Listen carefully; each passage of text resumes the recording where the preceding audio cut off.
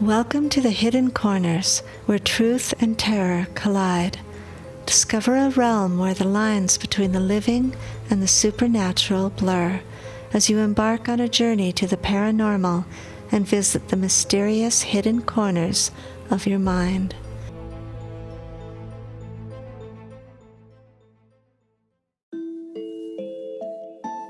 Tonight on the Hidden Corners, we have two short stories by Joseph Payne Brennan, The Vampire Bat and The Killer Cat. The Vampire Bat. I was in the Amazon collecting background material for a projected series of stories and travel articles, and I was to join a government exploring party at a small native settlement 200 miles north of Cayuba. When I arrived at the settlement, I was very much surprised to see a white man sitting on the screened-in veranda of a shack some distance from the huddle of native huts. The government party was not due to arrive until the next day, and I had no idea that a white man was living at the settlement. He walked out to meet me and introduced himself as Cecil Hubbers. He said that he had been staying at the settlement for nearly 6 months, and that he represented a South American pharmaceutical firm which was endeavoring to establish a permanent base in that area. He was middle-aged, gaunt and faded-looking, with an expression of chronic weariness etched on his face. A huge, high-crowned straw hat accentuated the strained lines of his pinched countenance. He acted jumpy and nervous. He was certainly a pathetic figure, and I felt sorry for him. But he seemed sincerely glad to see me, and he was hospitable enough.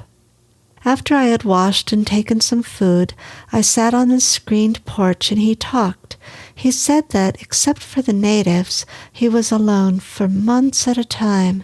The company he worked for had parties farther in the interior, but they remained in the jungles for long periods, collecting roots and herbs and bark, which were used to concoct precious drugs.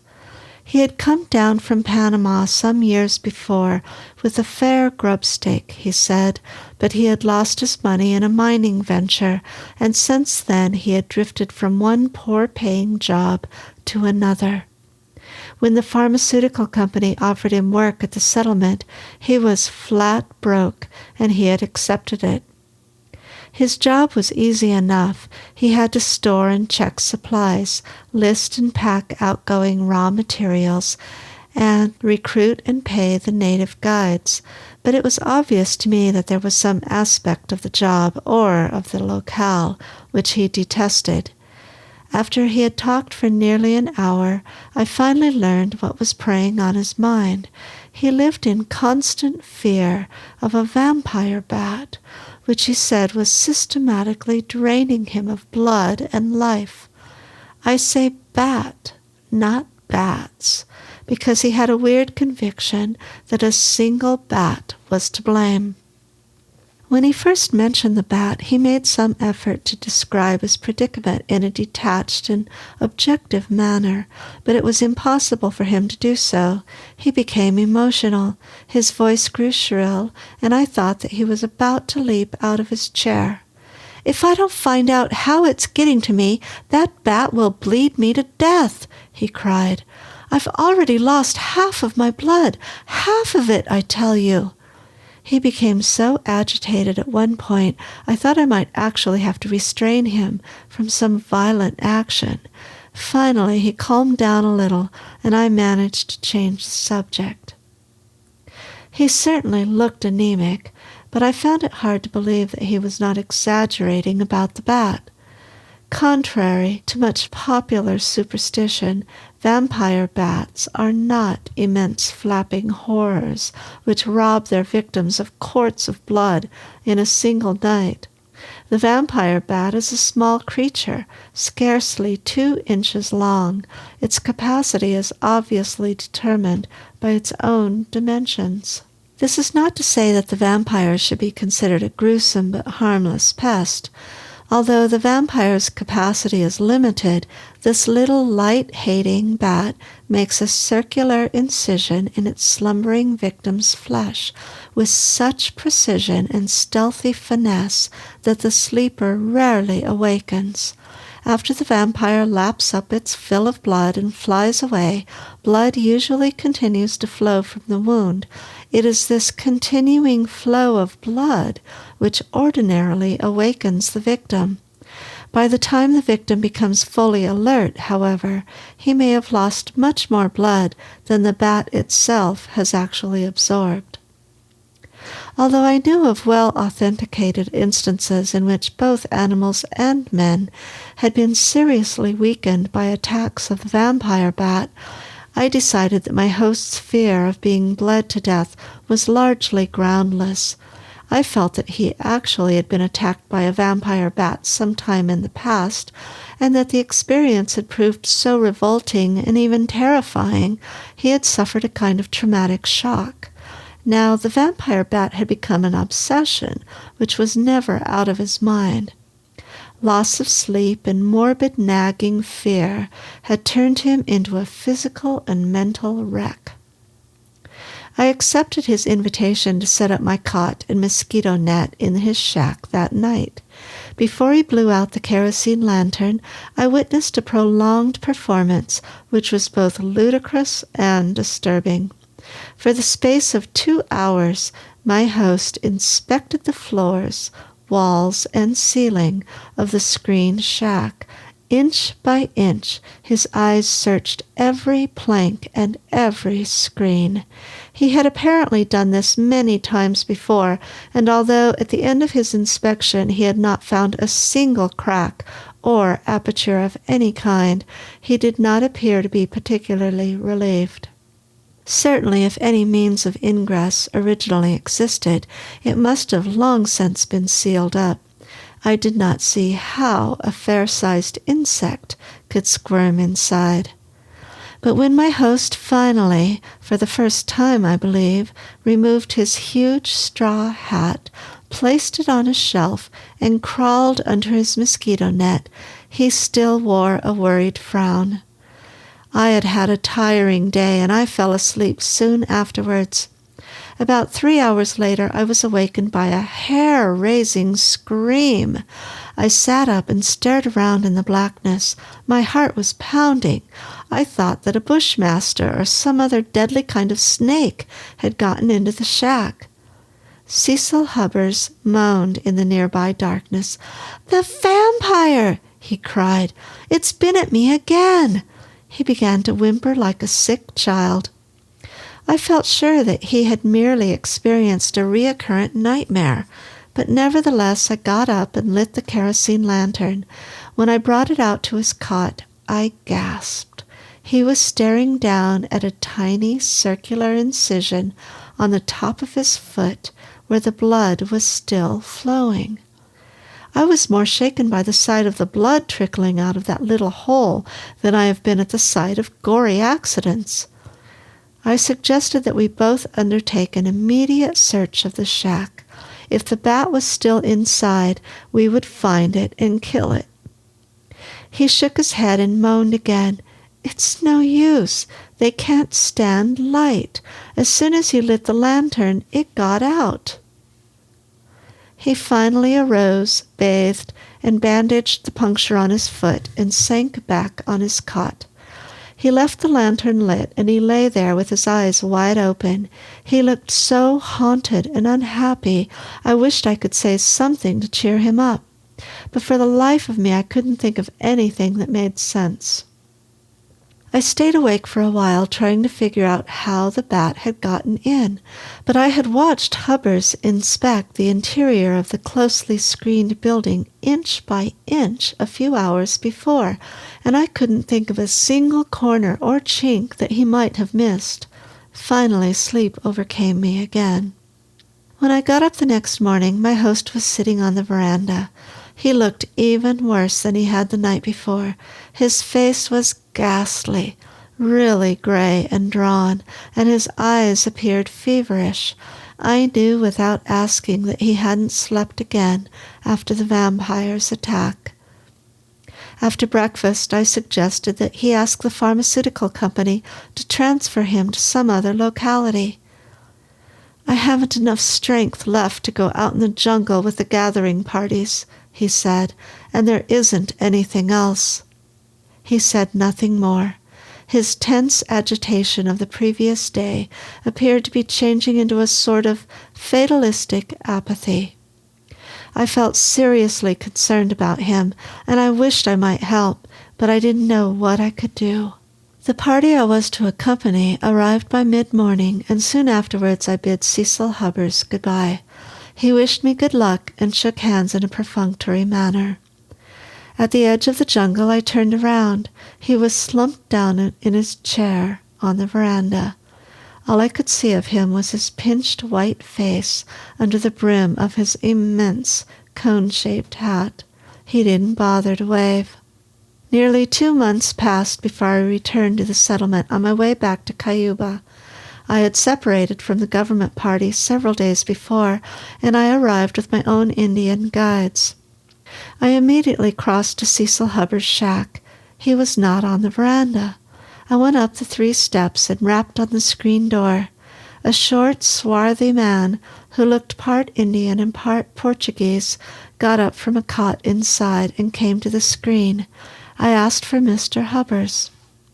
"He's dead," the dark man said in good English. Somehow I had expected it, but still I was startled. "What happened?" I inquired bluntly. The man rolled his thick shoulders as if explanations were distasteful to him. "The little bat took too much blood," he said. "One morning they found him dead on his bed." "How horrible! I'm so sorry," I said, and I meant it. There was something more I wanted to know. "Did they ever find out how the bat got in?" I asked. The man rolled his shoulders again. "It didn't get in," he said. "It was in all the time. It was living in his hat." I stared at him, and I suspect my mouth fell open. He nodded. The bat clung by day in the top of Mr. Hubbard's funny big hat. He never took his hat off except at bedtime. It was always dark inside. At night the vampire came out and fed on him. After he was dead, we found the bat asleep in the top of his hat on the shelf. It was a very fat bat, and we killed it. I stood there on the porch, remembering Cecil Hubbard's huge, high-crowned, cone-shaped straw hat, the hat that left his head only just before he crawled under his mosquito net at night. In spite of the close, moist warmth of that clearing, I felt myself enveloped by an eerie chill. "It's unbelievable," I murmured, half to myself. The dark man turned from the door with a shrug. "He's dead," he grumbled. The killer cat. It had occurred to him quite suddenly, and he had acted on the impulse before there was time to ponder the matter. He had the little paper open and was slipping the barbital powder into a glass when the idea first came to him. For a half-minute he just stood there while his heart beat faster. Then he dumped in 3 more of the powders and walked to the bedroom where his Aunt Martha lay softly moaning. She swallowed the drug without even opening her eyes, and 1 hour later she was dead. It was as simple as that. Dr. Meyerbraun assured him that her heart had given out, showed no surprise, and even hinted that he had expected her demise long before. Dennis Stonegate was no calloused murderer. Far from it. After the funeral, when he had finally moved into his aunt's house for good, he assured himself on that point. He had, he told himself, acted through mercy. His aunt was suffering. Dr. Meyerbraun had tacitly admitted more than once that she would not recover, and certainly a few weeks or even months could make little difference to the semi-conscious invalid. Better to relieve her of suffering rather than permit her to linger and perhaps undergo worse tortures later on when her last powers of resistance were spent. He repeated this to himself so often he finally came to believe it, but secretly he knew otherwise. Some small, insistent chamber in his brain kept whispering the truth. The truth was, he had grown tired of waiting. At first, all seemed to go well. Now that he was relieved of a certain measure of responsibility, he began to enjoy life. Of course, for a time, he had to put on a sober countenance when he left the house in the morning, and he had to act properly subdued on certain occasions. But that was easy enough. He even prided himself a little on his acting ability. Sometimes he played the part so well he could feel himself becoming melancholy, and then he would laugh, struck by the irony of the situation. His Aunt Martha had never meant very much to him. She had merely been an obstacle to be removed. The first time the cat annoyed him, he dismissed the incident without further thought. It was a big black Persian, with a silky plume of a tail and luminous yellow eyes, and it had been his aunt's favorite pet for years. One night, after he had mashed some sardines in its dish, he became irritated when, instead of running up to eat, it drew back and spit at him. But he merely shrugged and went back to the paper. The next day, it again refused to eat. He speculated idly, assumed that it was undergoing a disorder or distemper or whatever it was that cats undergo, and forgot the matter. A week or so later, however, the cat's actions began to annoy him. He remembered then that so far as he could recall, it had eaten almost nothing he had set out for it since his aunt's death. Even then, the affair did not really bother him much. It was just an irritant in the back of his mind. Nevertheless, some time later, he had an experience which definitely upset him.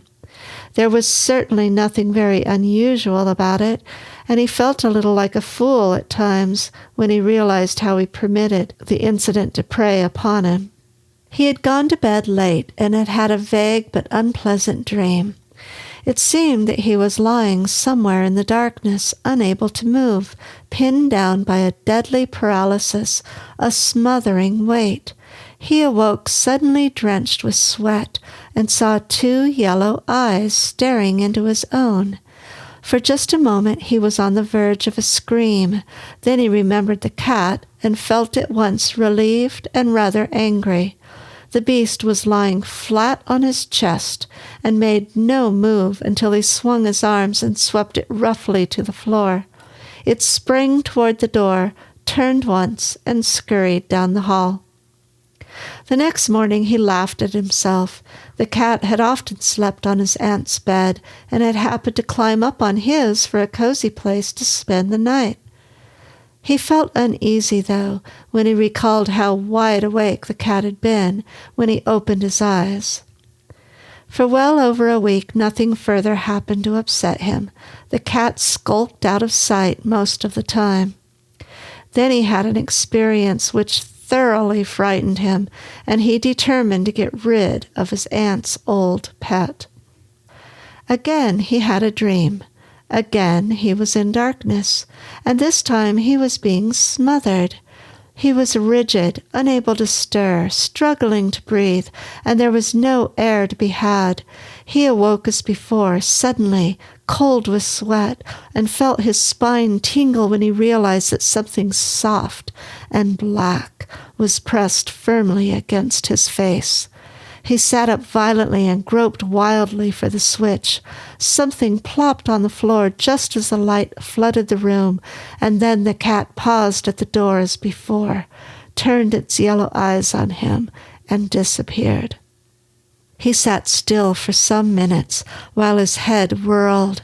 He was frightened and shocked at the things which he dared not admit to himself, and now a determined rage took possession of him. The next day did not shake his determination. He brooded about the cat and purposely planned his work so that he could leave early. He let himself in quietly, entered the kitchen, and picked up the iron poker, and then softly started down the cellar stairs. It was here the cat usually hid itself when it sensed his approach. Pressing the light switch at the bottom, he quickly crossed towards the coal bins. He had left some wooden crates piled near a window in one of the bins, and now in the light he saw the cat's yellow eyes shining behind the bottom slats. Springing toward the crates, he swung the poker viciously. The bottom crate collapsed with a rending of brittle wood, and the whole pile lurched off balance. As he stepped back to avoid being struck, the cat shot past. Cursing, he started after it, but his foot caught on a crate and he fell headlong. He jumped up, white with rage, and rushed into the open cellar. Dust billowed out from the bin and he could not see the cat. He stood back, glaring around the cellar, waiting for the dust to settle. His foot felt hot, however, and glancing down he was shocked to see his shoe wet with blood. A nail must have penetrated his ankle and cut a vein. Thoroughly unnerved now, he dropped the poker and hurried upstairs. He bathed his foot, dressed it, and at length sat back, weak with nervous exhaustion. But now he was more determined than ever. Before another day had passed, he would kill that cat. Although his foot grew sore, his wound was not really serious, and the next day he went to work as usual. A black mood seemed to settle on him, however, and finally he found it impossible to concentrate on the various details which required his attention. He felt that until the cat was destroyed, his peace of mind would never be regained. Towards midday he complained of a violent headache, excused himself, and hurried homeward. Making sure that all the windows were closed and all the doors locked, he began a slow and systematic search of the house. He started in the garret and worked downward. By the time he descended to the cellar, a half-hour had passed, and his patience was nearly exhausted. He poked through the coal bins, inwardly cursing the elusive beast, and then smashed each crate in turn to eliminate every possible hiding place. As he mounted to the garret a second time, some portion of his anger gave way to a feeling of faint but persistent dread. He was positive that the cat had been locked in the day before. He began the search again, ferreting in every conceivable corner, overturning baskets, scouring the closets, even jabbing the poker in amongst his aunt's clothing, hung in a dusty hall storeroom. Another hour passed before he gave up. He slumped in a chair, weary and possessed by a nameless fear, and tried to think. One moment he told himself he was a superstitious fool, and the next he pictured the cat as an incarnation of calculated evil and malice. He had heard stories of the dead entering the bodies of animals in order to wreak their unholy revenge. Tales of werewolves and vampires had haunted the race since the misty beginnings of recorded time. Why not a cat, especially one that had been so closely allied to the dead? One that had, perhaps, with that strange insight sometimes possessed by high-bred animals, read his very thoughts. He sprang up, cursing himself for a childish fool, and determined to put the entire matter out of his mind. He prepared a warm bath, soaked at leisure, refreshed himself with a highball, and sat down to read the paper. By evening his spirits had improved. He ate a light but well-selected dinner. Since the death of his aunt, he no longer denied himself expensive articles of food. He left a note for the woman who had come to clean in the morning and settled down to an evening of relaxation with his books. As he read, however, he again found his mind wandering. He glanced up sharply on a number of occasions, sure that he had seen a shadow move against the wall. Once he heard, or imagined he heard, a cry just outside the window. It sounded like the wail of a cat, but there was an unearthly note mixed in it, which lifted the hairs on the nape of his neck. He sat rigid, bathed with perspiration, and waited for the cry to be repeated, but the silence flowed on, and at last he lay back in his chair, weak with the strain of expectation. He told himself that his nerves were on edge. Certainly there was no reason to become upset about a cat prowling outside. Cats prowled, especially at night. Why, what a fool he had become! He stirred from his chair, mixed himself a stiff drink, and resumed his book, riveting his attention on every page. He was congratulating himself on his success when, chancing to glance up to momentarily rest his eyes, he was terrified to see a shape of darkness dart quickly away from the window.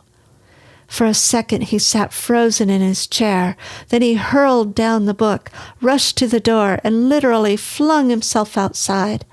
The long lawn in front of the house lay bathed in soft moonlight, and not even a wind rustled the maple leaves. The lawn and the stone walk and the garden space against the house were entirely empty. Not a shadow was out of place. He stood a long time, pondering, listening, peering into the misty veil of moonlight. Once a moth swooped into the light, causing him an inordinate fright. At last he closed the door. He assured himself again that his nerves were on edge. He did not feel too well. He was beginning to imagine things. There was really nothing to be afraid of, certainly not a mere cat. Perhaps he needed a vacation, a trip to the mountains, a change of scenery. He continued to reason with himself, meanwhile occupying himself with various tasks about the house. At length, after a careful scrutiny of every dark corner, he retreated to his room, bolted the door, looked under the bed, and made a detailed inspection of the mesh screen on his window. It appeared quite substantial. Certainly no cat could ever penetrate it. Soothed by weariness and the elaborate precautions which he had observed, he at last slid into bed and switched off the light. He was asleep within a half-hour, and for some time slept soundly. Then he began to dream. It appeared that he was hiding somewhere when a shadowy shape of evil, an indefinable manifestation of overpowering hate, appeared suddenly on the scene and immediately sought out his hiding place, glaring down at him with baleful yellow eyes. He awoke with a scream, sat up in bed, half turned toward the window, and found himself staring straight into the luminous yellow eyes of the cat. The beast did not offer to move. It squatted on the window ledge and fixed its eyes on his own with unmoving intensity. For a long moment he sat paralyzed with horror. The beast hated him. It had waited until he was asleep, helpless, and only the wire screen had kept it from the room. He shuddered when he thought what might have happened. At length he managed to switch on the light, but the cat did not move an inch. It crouched motionless on the sill outside, watching him with cold hate in its tawny eyes. He began to dress, slowly, keeping one eye on the cat. Further sleep would be impossible. When he had dressed, slipped on a warm jacket, and regained full possession of his faculties, his courage began to assert itself. He searched the room for a weapon, finally selecting a knotty laurel wood cane. The cat remained on the window ledge, watching his every move. Taking a firm grip on the cane, he slid the bolt and stepped into the outer hall. It did not appear at all fantastic to him that he should dress in the middle of the night, arm himself, and creep outside to destroy a cat. He unlatched the rear door, slipped quickly outside, and made a run for his bedroom window. The cat leaped off the sill an instant ahead of his arrival, dodged the downward sweep of the cane, and ran toward the open field in the rear of the house. He cursed, regained his balance, and whirled after it. A low mist had risen over the meadow. It was like a curtain of gray-white shadow in the moonlight. Momentarily he lost sight of the beast. Then he glimpsed it again, bellying its way slowly through the wet grass. It crawled with a queer dragging of its hind quarters, as if it had been injured, and frequently it looked back. He took a firmer grip on the cane and rushed forward with a feeling of exultation. His first swing of the cane must have struck it after all. He would catch it now. He would be upon it in an instant. The sneaking, murderous black devil. He'd pound it to a pulp. Ah, now he had it. He swung the heavy cane with all his strength. The cat leaped nimbly aside, ran a few yards, then stopped and turned its head, fixing its eerie yellow eyes on him. The sweep of his arm had caused him to lose his balance, and now as he lunged in pursuit again, he lost his footing entirely. His feet shot sideways on the slippery grass, and he crashed to the ground. He was up in an instant, cursing, frantic with rage, and sprang toward the motionless cat. The animal waited until he was almost upon it, then quickly dodged aside and ran in another direction. He was out of breath now, but it never occurred to him to abandon the chase. He rushed after the hated black beast, which ran ever ahead of him in the swirling mist, now scarcely crawling, now darting out of reach with the suddenness of a whiplash, now pausing and turning its flat head to make sure he was following behind. He leaped forward like a madman, striking out savagely with the cane, sliding to his hands and knees, a wild, frenzied figure in the moonlight. He was possessed by the one idea. He had lost all sense of proportion, of direction. He did not even know into which part of the meadow he had ventured. Suddenly the cat made a long leap. It landed heavily and appeared to go limp. It looked back, but did not move as he lunged forward. Without warning, the ground vanished beneath his feet, and he plunged downward like a stone. Even as he fell, he understood the trap to which he had been led. With demonic cunning, the cat had caused him to run directly over the shaft of a deep, abandoned well, which was located in the rear, unused portion of the meadow. He screamed once before the black water closed over his head, sending him straight down a pool of freezing darkness. He kicked and clawed, and at last came to the surface, but already the icy water was working its paralysis in him. He stared up and screamed again, but the steep walls of the well smothered his cry. It was little more than a weak moan above the surface of the ground. As his wildly clutching fingers scraped in vain against the smooth, moss-slick sides of the well, he looked up with a last desperate hope, and there, silhouetted above him like a fiend from hell, was the remorseless shape of the cat, gazing steadily downward with a glow of triumph in its yellow eyes. He started to scream again, but his fingers lost their frail grip on the mossy stones, and he sank out of sight beneath the surface of green scum.